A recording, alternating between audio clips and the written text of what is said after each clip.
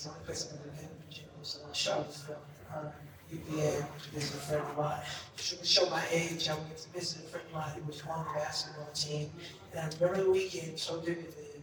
Tim Duncan and Stephon Marbury were in town to play when the ACC existed. Well, truly the crown jewel of Richmond, though, is the convention center. Nice. So here you are. Yeah, finally made it to Richmond. Welcome. Questions? You want to get right into it? Yeah, unless you have a question about the mutual friends. So Friends. You did. We were just talking backstage that Jaleel knows a lot of comedians, Yeah. friends of mine. And who were you talking to last night? Bert Kreischer, Dave Chappelle, yeah, these guys space time. And of course, Bert never wears a shirt. He never wears a shirt, seriously.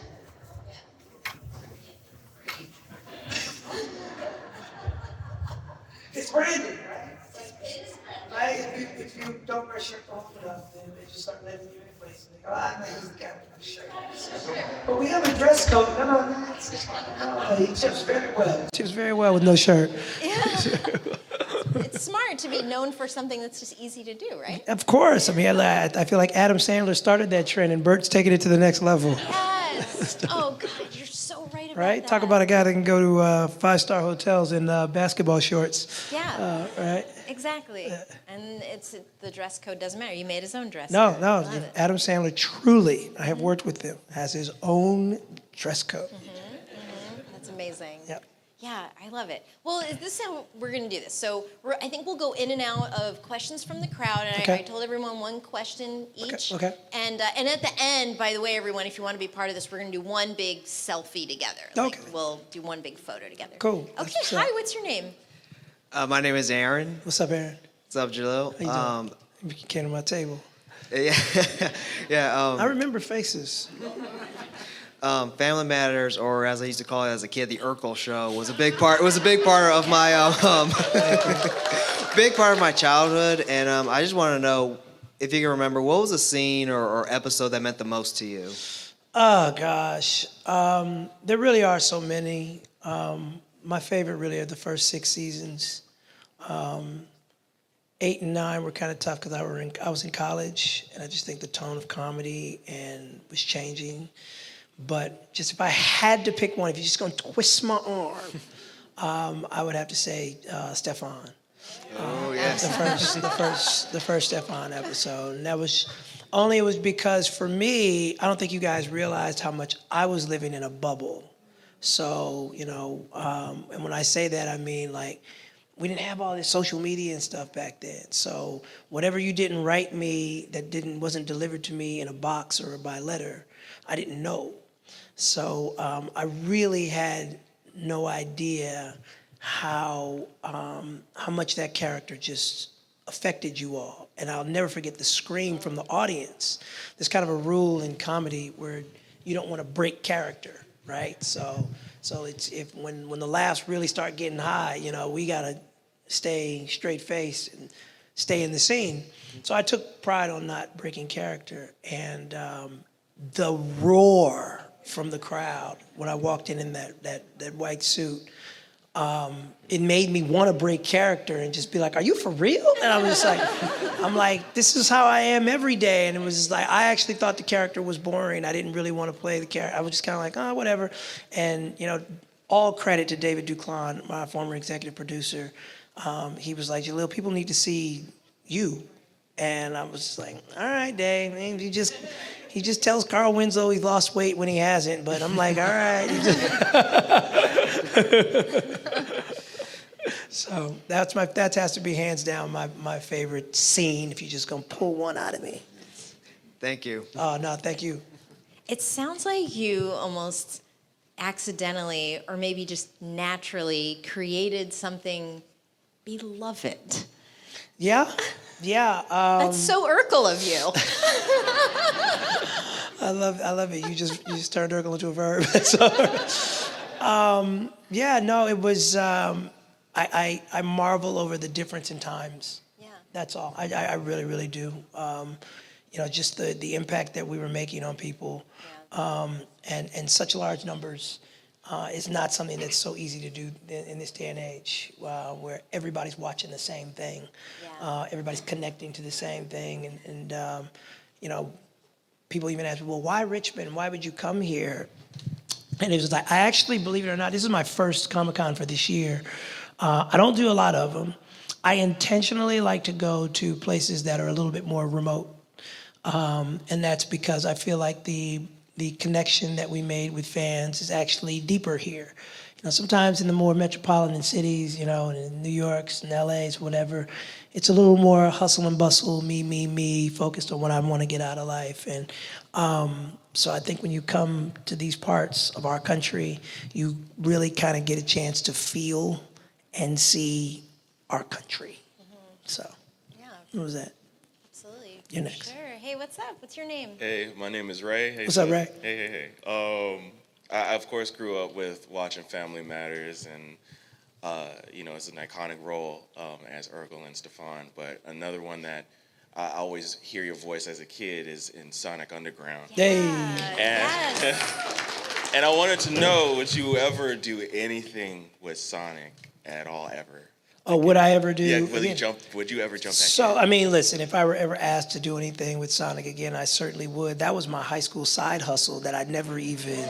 That's fire. No, I'm serious. I can still picture myself in my mom's old Acura Legend 96 charcoal with blown out speakers pulling up to my job. I didn't really think as much of it back then, to be quite honest. It was actually, I mean, I hate to say it, but it was kind of a burden on my schedule. I would finish working on the set, and then my mom would remind me, she's like, hey, you got to go do voiceover. I'm like, oh, man. Wow. And then I'd get there, and Marsha would just be laying on me, and they would always ask me to do more voices and Tails. I think I did so many other voices, too. So coming up with them on the spot, I think I did over 100 episodes, I'm pretty sure, That's amazing. of Sonic. And that's, again, one of those kind of things where it was just like, I was just walking in my path. I could have never known how much Sonic would mean to so many fans. I really get equal attention when I come to events like that for all characters. Okay, thank you very much. Nah, that's what's up. But if they asked me, I would do it. But the license, it moves around all over the place, and then, you know, new producers decide they want to do new things. They should do it. They should do it. Start the petition. Start the petition.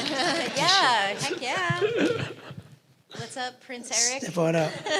Hello, we met earlier. My name is Yes, we Craig. did. I got a really good question for you. I also grew up watching Steve Urkel, you know, Family Matters. What was Steve's obsession with cheese? All right. That is a really good question. Okay, this might be culturally illuminating. It might not. But most of the writers on the Family Matters were white, Right? but all of the cast Really? was black. Wait, Right. what? Yeah, so we probably I had. had no idea. So we probably had about 4 notable black writers over the entire run of the show, all 9 years. TV was different back then. So one of the reasons why sometimes a black show would come out and it would just be sucky is that there was this cultural disconnect that was going on in the back. And you, as the viewers, are looking at things going, we wouldn't do that, and why are they doing this, that, and the other, right? So what I love about the Steve Urkel character more than anything is that nobody made him up. It was just supposed to be a one-time thing. Right. And so it was just a nerd. And so once the writers started adding things like accordions and obsessions with cheese and my dad knows Wayne Newton, and now I'm starting to share these things, you were like, these are not very black traits at all, right? Right, so I just sold those things with such authenticity, and then I'd kind of sprinkle my little jazz on it, and before you know it, there was this harmonious dance going on now between the writer's room and our show that didn't exist before without that character. Right. Even my inspirations, back in the days of VHS, when I got the audition, I can remember I went and I got the best of Saturday Night Live. We had a VHS tape, and there was a character named Ed Grimley on yeah. there. Martin And Short. I remember I watched Ed Grimley before my audition, and I was basically a black kid impersonating Ed Grimley, and a little bit of anybody from Revenge of the Nerds. Again, all of my influences were white, but I didn't necessarily get the intellectual credit for sourcing white inspirations. So, cheese came from a white person, and I have no idea why.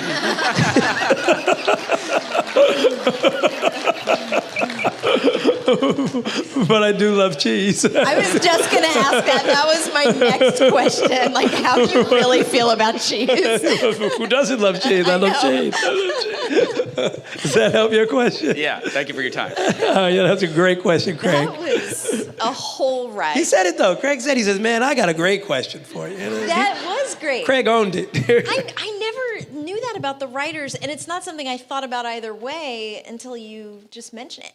But I did read that you wrote some of the episodes as well. Well, I won't say some. I wrote 2. Okay. More But than one. There were more than one. Thank you for giving me that credit. I really had the writing bug. I'll say this even right But now. how old were you when you wrote these? I was 17 when I wrote my first episode. That's nuts. And it was the. Yeah. Thank you. Hell yeah.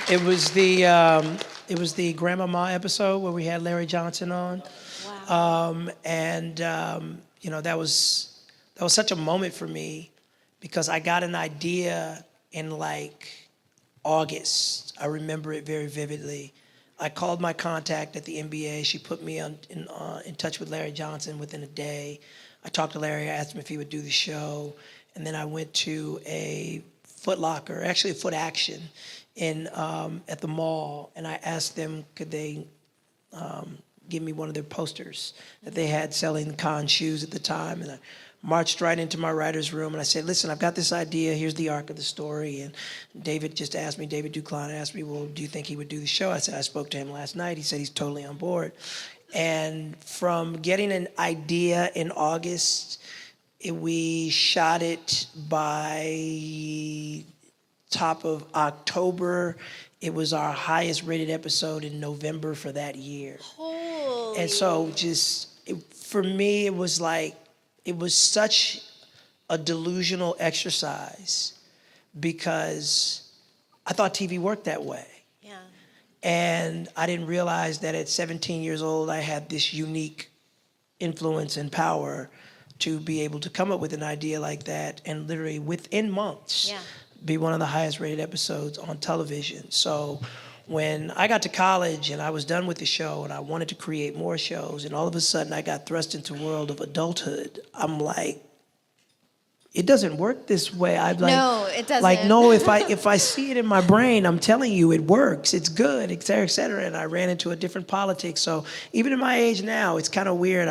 I'm a guy who's already seen what success looks like, but I'm kind of still waiting to be what I wanted to be when I grew up. What I wanted to be when I grew up. Yeah. Yeah. That's amazing. Like, And the second episode okay. we did was with I wrote was with New Edition. We had on the show as how old were you Stefan. then? Was it soon after that one? Kind of soon after. I was probably 18 or 19, somewhere in there. Yeah, when you think about, I wonder if Guinness Book of World Records even knows, like, maybe the youngest person to have ever written a script that's been produced as a television show. Do you know what I mean? Like 17? I don't know. It's insane. It's unheard of. It was my dream really to be an executive producer, writing, showrunner for television shows, and yeah, I'm actually writing a book. I have a book coming out at the end of the year, and I'm really, really excited because I had no idea again that people really cared about these little stories because they're so stuck in time. Yes. You know what I'm saying? Where it's just like, well, why didn't you, take it to YouTube? Or did that, honey, that didn't exist. That didn't exist. Well, I'd imagine it must be a blessing and a curse to have been a character that's so beloved and kind of getting known for that. It's like beautiful that that's the connection people have with you, but also it's almost kind of the only thing that people know about you. So to make up a word, here is the superest blessing of my life. Is where the crevice I have fallen into on a generational level. I really do, that most people can't see it. My career is pretty much being it's always been saved by the fact that a younger generation is coming into power who grew up with me. So now the executives that really run a lot of the departments that directly affect my career, guess what? They grew up with me.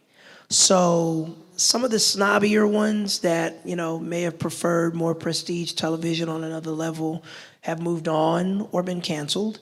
and I'm getting the benefit now of working with people who actually grew up with me. I've seen this effect one time before.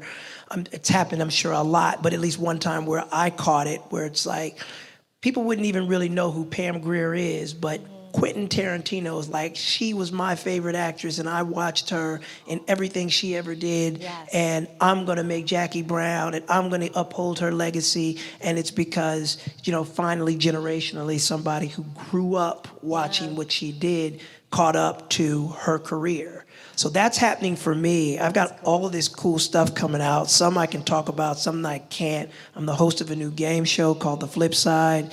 That's coming out in fall. I've got a series that's going to be coming out on Disney Plus. Writing the book, and it's all I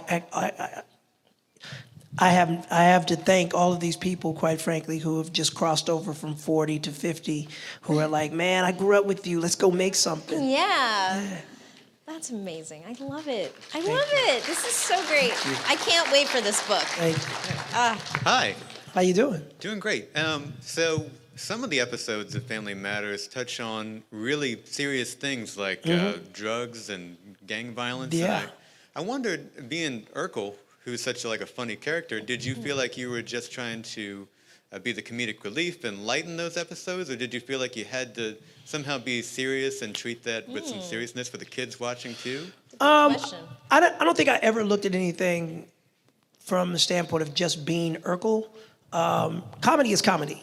So you want to the trick to comedy is finding the tone. There's some tone that's bawdy, it's over the top, it's slapstick. Then there's a tone that's dry. My favorite comedic figures can always play what we call a moment. People like Steve Martin is somebody I admire for that. Even Eddie Murphy, are you kidding me? Can play, Totally. They can be very, very funny, but then when it's time to be heartfelt and give you the authenticity of a moment. And that's something I always prided myself on as well. And you should be able to notice that. Like there's a moment, I remember the title of the episode, I think it was called Marriage 101, where Laura and Steve were paired together to be married and pretend they had kids or whatever. And obviously Steve take this class project to the next level, and it's not even about getting an A. This kid's actually trying to get married, right? And I remember that episode so much because Kelly Williams was really a dynamic East Coast stage-trained actress. And she never gets the credit for that because sometimes you wear the branding of TGIF. But I remember when we shot that episode in front of a studio audience, a line of dialogue that kind of sticks out in my head. I was like, Laura, loving you is like trying to touch a star. It's like, I know I'll never reach it, but I can't help but keep trying. I think that the line is somewhat paraphrased right there. And Kelly and I both moved each other to tears. And if you go back and watch that episode, like our tears are real. And it was just like, I'm looking into her eyes, she's looking in my eyes. And it was just like, as actors, we just pushed the heck out of each other. And we're both with Kleenex off to the side. And we did it again, because you generally do it twice or whatever. And we cried again. And it was just like, we may not have gotten any Emmy recognition for that, but understanding what I understand about about acting for two child actors at that point to be that dialed in and locked into the moment of tone was pretty amazing. But to answer your question specifically, anytime we addressed any of those subject matters, I just tried to obey the tone of the scene. We addressed a lot of things from police brutality, guns at school, you name it. I have to credit our producers for being very forward thinking with that.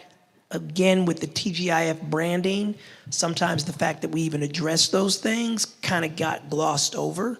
In other shows that had a darker tone, may have gotten more credit for having addressed those things. But if you go back and you check Family Matters, man, I didn't necessarily sign up for the sappy music at the end, but we addressed a lot of things that needed to be addressed, and I'm proud of that.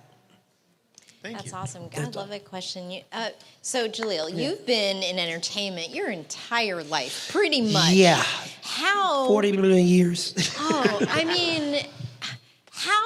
is it possible that you did not get swallowed up by the dark side? You know what I'm talking about. Like, child actors, it can be brutal. I remember I had a pitch meeting at Nickelodeon one time, and I was so excited about my pitch. And I'm there with another producer and this particular executive.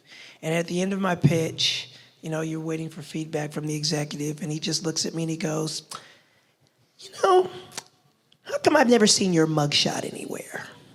Exactly, right? That's... Every child actor has a mugshot. And, that's one of those moments that I internalized because, again, we didn't have Twitter. We didn't have social media. There was no HR to give a damn about a moment like that. But I'm proud that I don't have one. Hell yeah. Never got caught? No, I'm just kidding. I'm proud that I don't have one because my parents didn't raise a kid who was supposed to have one. Yeah. And it's disrespectful to them. Yeah. It's disrespectful to look at anyone and just lump them into some category based on your own personal opinions or experiences. When I come to places like this especially, I love to share this. Your greatest allies in life probably won't look like you. And I don't think a lot of people really consider that. Wow. So I love that I can stand for a guy that just came from a very good household. Yeah. If anything, my mom left a lot of money and opportunity on the table because she was myopically focused on things that were just un-Hollywood. Yeah. Throughout that entire run, all my mom cared about was that I was going to college. Yeah. And I think that's hysterical. And I'm only throwing a number, but I'm pulling $3 million in a year back in the freaking 90s, and she's just like, you got accepted to UCLA. Yeah. That's awesome. So I'm like, that I look at that now, and I've dealt with the frustration, but Mom, but now it's kind of like, it's what makes me connected to you guys. I'll share one more thing and then we'll get to the question where it was because I'm going to make it clear even in the book. People do not realize I went to public school while I was doing that show. What? The entire time. No way. Well, no wonder you were exhausted. The entire time. So you shoot 3 weeks, you're off 1. You shoot 2, you're off 1. And it's 3-2, 3-2, 3-2 schedule like that for 21 to 24 episodes. And you do that from July to February. So in those off weeks, my mom always stayed on me and my tutors to make sure that I was caught up enough to go back to actual school during my off weeks, and I wasn't just bopping around on a set, getting into trouble, and maybe just, doing 3 hours of school. You only have to do 3 hours of school a day on the set. And then we all know that's really not enough time to get a full junior high school and high school education. Yeah. So my mom was almost kind of, what they'll do also is they'll make you bank time. And that's where if you did 4 hours or 5 hours Well, now you've got 2 hours banked, so you don't have to go to school tomorrow, or you don't.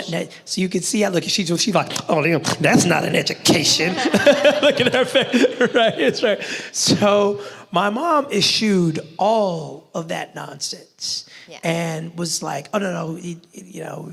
Now, I did a lot of cheating. I would run around and play Madden in my dressing room and take extended bathroom breaks and all that kind of stuff. But I mean, you still had to be a kid. Trust me, I was all the work. I was definitely a kid in that regard. But yeah, I went to public school that entire time. That's blowing my mind right now. Can't believe it. Yeah.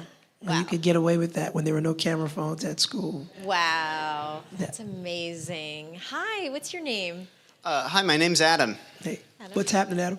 Well, it's funny we were just talking about this because that ties very well into the question I'd like to ask.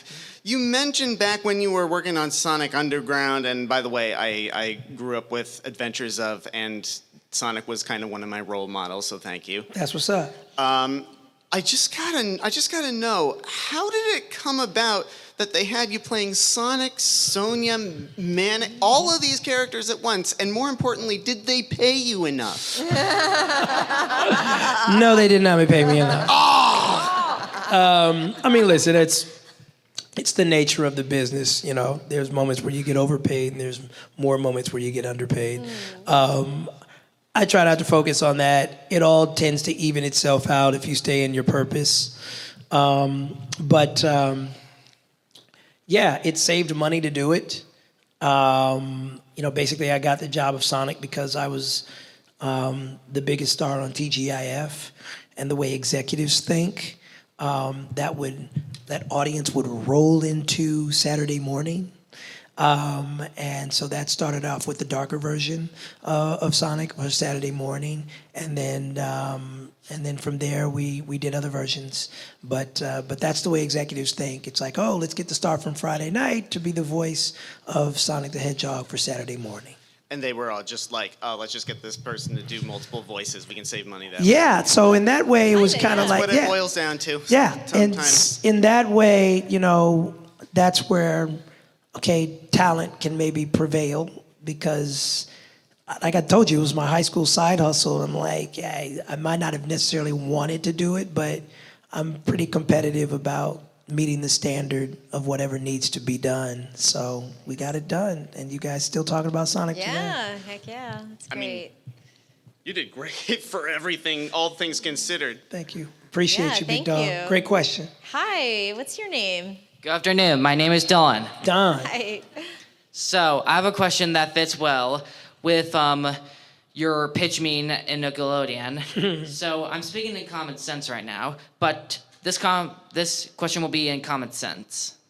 So, did Disney ever intended to brand the show Sonic the Hedgehog? No. So, to give you guys a little bit of corporate understandings, and I'm going to break it down all for you quickly. Family Matters is owned by Warner Brothers. Warner Brothers actually owns all of the shows that were on the original TGIF. Probably one of the toughest things that happened in my career was Disney buying ABC. Because the day Disney bought ABC, suddenly Disney prioritized all of the shows that it owned. Yeah. So a show like Home Improvement was produced by Touchstone. Touchstone is owned by Disney. So that was the greatest thing to ever happen to Home Improvement, because suddenly they became the branding focus of the entire network. Whereas since we were owned by Warner Brothers and Disney pretty much haven't been able to do comedy business because of the desire for complete ownership until now with Abbott Elementary. And that really greatly affected my career. So when you even talk about Disney, to address your question specifically, branding anything with Sonic, Disney doesn't own Sonic the Hedgehog. That is a Sega Genesis property, and they will license that to whatever company they want to, and it moves around. Wow. Thank you. So There you go. Yeah. Thanks. Hi, and I know we have a long line of questions, and anyone who's kind of keeping an eye on the time, we're taking our time with the questions, but Jaleel, you're going to be at your booth, yeah, this weekend. So any burning questions we don't get to, and there'll be a bunch, you can definitely visit Jaleel. If you come to my at his booth, ask me though. Yeah, totally. Hi, what's your name? My name is Michael. What's up, Mike? Michael? This is a question related to Sonic. So, like in every single show you appeared in for Sonic, he was always about chili dogs. Yeah. Why was that? Was that like a corporate thing? Did you hear my soliloquy cheese. on white writers? Now, I do enjoy a good chili dog. I really do. They don't agree with me the same way they did when I was in my 20s. But, yeah, it's one of those things that, a writer threw in. And I'm not a vegetarian, so I did not protest. I'm not a vegetarian. It's really not. I wish it were deeper. I wish it were deeper. Thank you, Mike. Thanks. Hi. Hi, my name is Megan. I don't know how often you get this question. Try. I was scrolling Tubi and I saw Who Made the Potato Salad.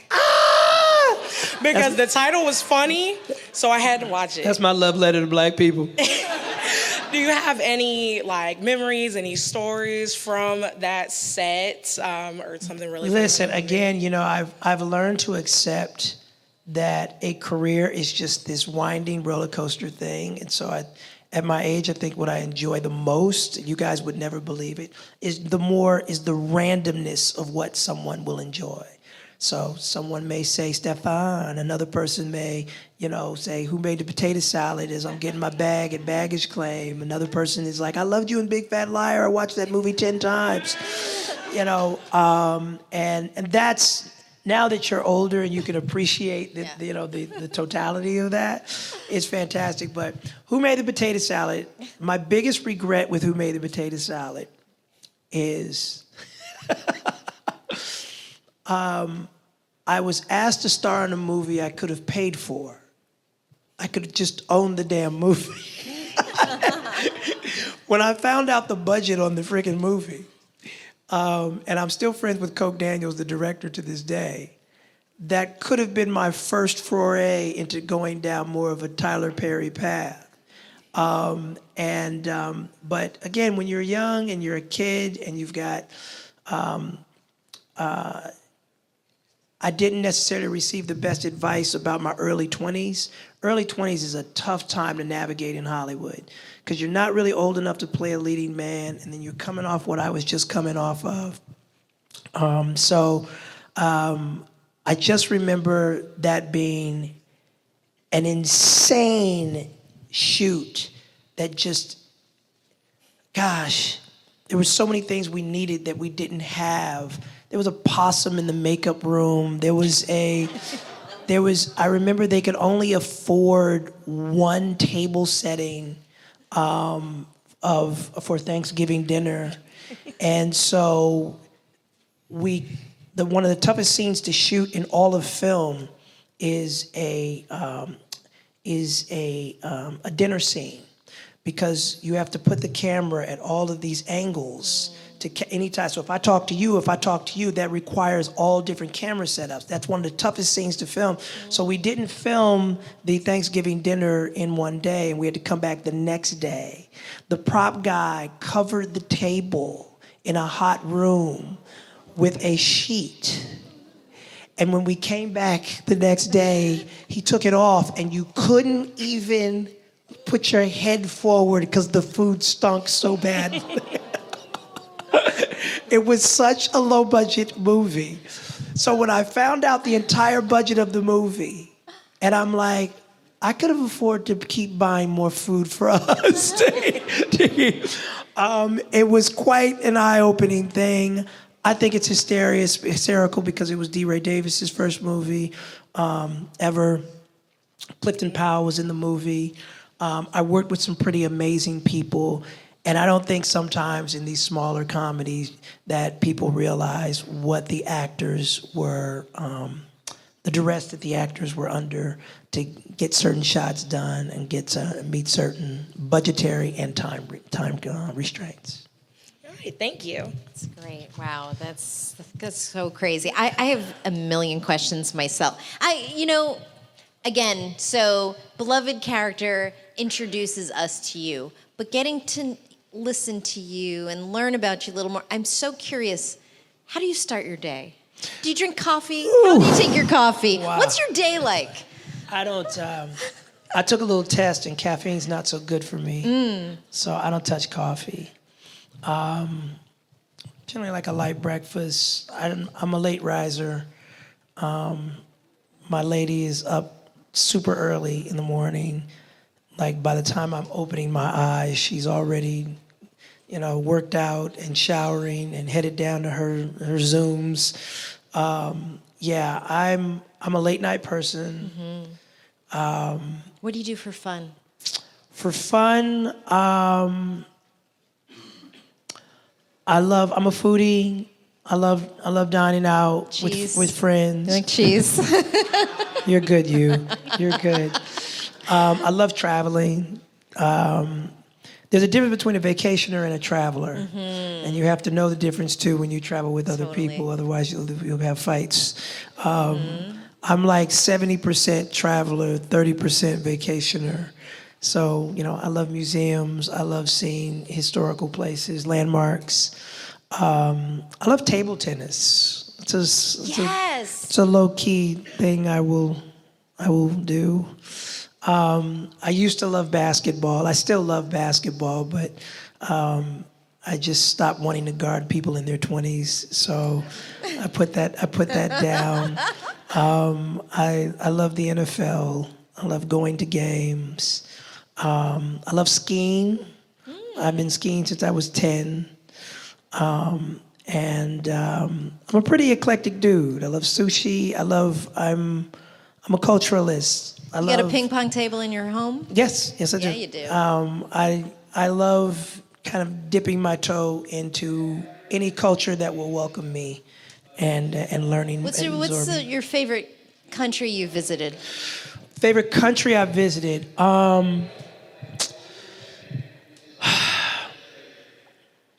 There's so many though. South Africa I really enjoyed. I took my mom to see Mandela's cell for her 60th birthday. That's all she wanted. She just wanted to see Mandela's cell. For people in her generation, Nelson Mandela meant something very. It was like she was crying. So South Africa, believe it or not, Sweden. I had some great times in Sweden because I was just in my 20s and I was really discovering Europe. And I was kind of bopping around and they knew me. So that was when I really also discovered just how well Family Matters and Fresh Prince had syndicated throughout Europe. And I miss that for this generation. Streaming has taken that away from a lot of minority-driven programming. If you're on a streamer, you're not going to syndicate necessarily as well in other countries. And that's probably one of my greatest joys is stepping off a plane in France, Italy, Spain, all of these places, Sweden, and they're like, it's him, it's Steve Urkel. That's amazing. So, when people say, do you ever get tired of it? They say, well, when you need a reservation at a restaurant in France, I don't get tired of getting recognized. So. Yes, that's awesome. And tell me a country that's still on your bucket list that you still are meaning to get to. Oh, man. I feel like I missed out on Russia. Once they did that to Brittany, I don't think I'll ever go over there. Yeah. And Candace Parker told me, she was like, Jay, come over here, I'm hooping. I was like, oh, man. So I don't think I'm going to get, I don't think I'm going to be able to. Candace Parker's a good friend of mine, and she played over there for many years, and she would ask me to come over and visit her. And so I was a young father, and I never got a chance. But I always just wanted that Kremlin shot. I just with the hat and whatever. I wanted that. But I want to go back to Japan and do it right. I'd say Japan is really, really high on my list. New Zealand. Yes. Is really, really, really high on my list. I want to go see. I also want to go see the gorillas in Africa. I've done safari, and safari is like literally one of the top 2 things I've ever done in my life. if any of you guys ever get a chance to, save up your money or plan and go on safari, gotta do it's just, I don't know, if for people who are animal lovers, if you haven't done that, it's so eye-opening. It's incredible. Yeah. It really, the sky is different. The sky is not even blue over there. It's different colors. Oh my it's God. it's like, am I on another planet? It's really, really cool. This is just so cool. So here's what we're gonna do. Okay. We're gonna take us out with one more question. Oh, okay. Okay, one more question. So I'm really sorry for everyone else. Meet Jaleel at his booth. Can you guys come to my Okay. booth? I see Yeah, you with the please Gryffindor. do. Is that Gryffindor? Is that? Okay. Yeah. Well, I'm gonna look for your Gryffindor hat at my booth. Yeah, because I wish this panel was 2 hours long, but it's just not enough for like all of my questions, all of their questions. But you're gonna be our last one. Hi, what's your name? Hi, Jaleel. My name is Jennifer. How you doing, Jen? I am doing so good, especially with the chance to meet you as an aspiring nerdlet in the 90s. Thank You were Steve Urkel was my idol. Thank you. Yes. I understand you got some flack from your coworkers for Myrtle Urkel. What were your thoughts? Because she was so soft and fun. Yeah, we're seeing that right now with this whole black men in a dress, whatever narrative. I don't think it's a black man in a dress issue at all. Humor evolves. Period. It evolves. If someone tried to come up on this stage in blackface right now, that wouldn't go over very well, would it? Well, there was once a time in this country where that was a predominant form of entertainment. And so I like to think that I've been on the right side of humor as it evolves. At the time, I was very insecure about doing it because I was a teenage boy and I loved playing basketball. And I just, with some of the chirping that I was hearing on the set from the adults, I'd started to convince myself that my friends at school were going to make fun of me. And so I remember after I did the first episode, I broke down in tears after the last scene, and my dad was just like, where is this coming from, et cetera, et cetera. And, Jeanette McCurdy wrote a book, and she probably has no idea that I read it, and I just thought it was absolutely fantastic. And I forgot the terminology she used, but they use certain words with child actors when they're basically getting the better of you. And they would always tell me, you're such a trooper. You're such a trooper, man. You're such a trooper. And in that moment, they called me a trooper, but I have to give my producers credit. My dad told them that I would not play Myrtle ever again. And probably about 3 seasons went by before I, on my own, walked into the writer's room, and I said, I was just feeling bored with a lot of our episodes. And I told Dave, I was like, if you want to do Myrtle again, I'll do it. And the writer's room just, what? It was like whatever they were working on, they just threw it away. And it was just, I just needed time as a young man to come into my own. I don't think people realize it was like, you're watching my puberty. So anytime you guys come up to me and you say, oh, you're my childhood, you're my childhood, you're my childhood, the one thing I always kind of want you to remember that makes me feel good when you come up to me is, that was my childhood too. Yeah. So, there were a lot of sacrifices that were made during my puberty period to, where I kind of retarded my own growth intentionally at times because I knew what was best for the character. Wow. I stayed out of the weight room. When you're 16, 17 years old, man, all the young fellas are trying to get the muscles to get the girls. And I was like, man, if I go in there, this show gonna get canceled. Because my dad was a pretty muscular dude. So if I went in there and did that I could have easily cut off 3 seasons of our shows if I had done that. Even my hair. That's really, really I true. kept my hair the same. For the entire run of the show because I just decided that the box top fade was Steve Urkel. So you probably won't see me in that haircut ever again in life. But I was, I made a lot of personal sacrifices for your joy, for your childhood that were a part of my childhood. And so the fact that you still appreciate it today, it means a lot to me. Jaleel White, let me just say, and I think on behalf of everyone here, thank you for everything that you gave to us, but also thank you for sharing some of who you really are today with us on this stage. Everyone, Jaleel White.